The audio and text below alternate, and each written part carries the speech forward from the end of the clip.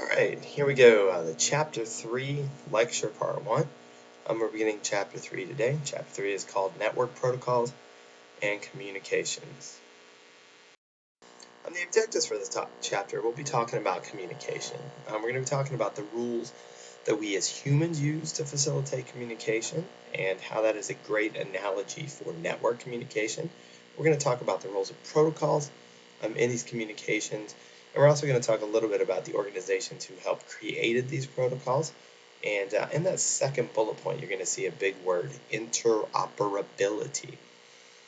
So facilitating interoperability in network communications. Now, what that means is pretty simple, really, is that whether you're on a Linux machine or a Windows machine or a Mac machine, you're using the same protocols when you're on the network to communicate. And lastly, we're going to talk about how devices in a LAN access resources in a small to medium-sized business network. This chapter is broken up into 3 sections. You have rules of communication, which we'll cover today. You'll have network protocols and standards, which is our lecture for Wednesday. And moving data in the network will be our lecture for Thursday. So, rules of communication. So we're going to start the analogy. We're going to talk about human communication. Human communication, in this picture, a girl is talking to a boy. So in human communication, we'll agree that we have a sender and a receiver. So we have a source, a message source, which in this picture is the girl, and we have a message destination, which in this picture is the boy. So she creates a message with her vocal cords, and she transmits them. The transmission medium, of course, is air. The boy gets the message.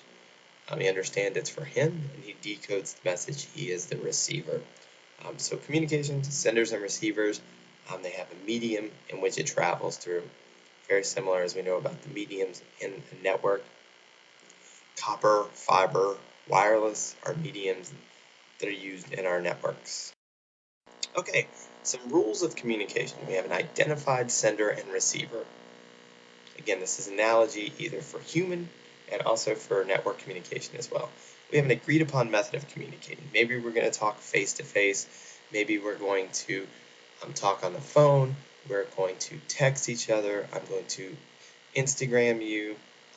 Whatever the means, we have some method of communication that we've agreed upon.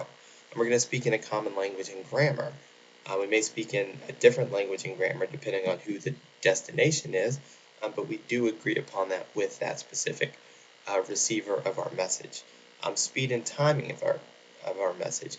We're going to speak in a way that the person at the other end can understand us. And again, it may depend upon who you're speaking with. And lastly, there's a way to confirm or acknowledge that the receiver heard that message. Like we said, this is an analogy for computer communication. In this picture, we have a computer that is encoding a message of a sunset. So he packs it up somehow. We'll get to that somehow in this chapter and beyond. And he sends it as bits across a wire, a little electrical signal across the wire, to the destination. The destination gets that message, decodes it, sees that it is for him, and puts it on the screen as that sunset. So again, a very, very easy analogy there. Nothing too technical at this point. Okay, when we're thinking about network communication, a great piece of analogy is how we send a letter. I know that most of you probably don't write letters these days, and I understand that, but if you do think about a letter, it's going to have a lot of the components that a network message will. The envelope of a letter, you'll have a source, address, who the letter is coming from. That's up in the top left-hand corner from the sender. You'll have a destination address, which is down there in the middle of the letter. It's going to Canton. That is our receiver's address. So definitely in network communications, we're going to have source and destination address, both IP and MAC addresses. Okay, so think about this as wrapping itself around the letter itself. And that's what we're going to find in network communication. Our data is going to be wrapped around a whole bunch of different pieces that are needed for that message to get there. And 2 of those pieces are the source and the destination addresses. Okay, so going back to the letter, you open up the letter, you take a look at the letter. You've probably written the letter before, and you know that you say at the beginning of the letter, "Dear Bob." So that's your salutation and greeting, and that also identifies who your receiver is. Your receiver is Bob. After the "Dear Bob," you have all the stuff that you want to say. That's the most important stuff. That's the message content. At the end of that message, you say two things: "Love, Sally," or "Thanks, Billy," or whatever you say. So you identify the source, and you also put some message in there that says this is the end of the message. Thank you, goodbye, love, however you end the letter. And these are all pieces that we're going to find that are used in network message transmission. You have source and destination address, you have the stuff, you have a way to start the message, you have a way to end the message. These are all things that we will find in network communication. And we'll also find a great other analogy is that we can go to the post office and make sure that our message gets there. We can get a receipt that it is going to get there, or we can just let it go. That is also a great way to think about messages with TCP or UDP that we've talked about before. And again, we'll discuss this all more moving forward. So some other rules of communication: message size.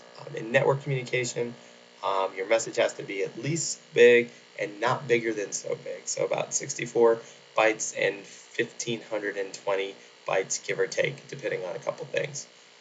So messages on the network are actually pretty small. So if you have a big, like if you're downloading a song, it actually gets broken up into thousands of these little messages, and they're all transferred to you and put back together by the programs on your PC.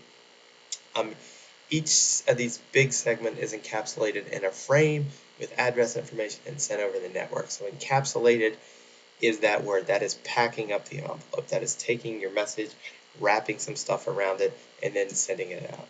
The receiver gets that message, it unpacks that envelope. So encapsulating on the other end is called de-encapsulating. You're unpacking that envelope and you're putting it back together to be processed.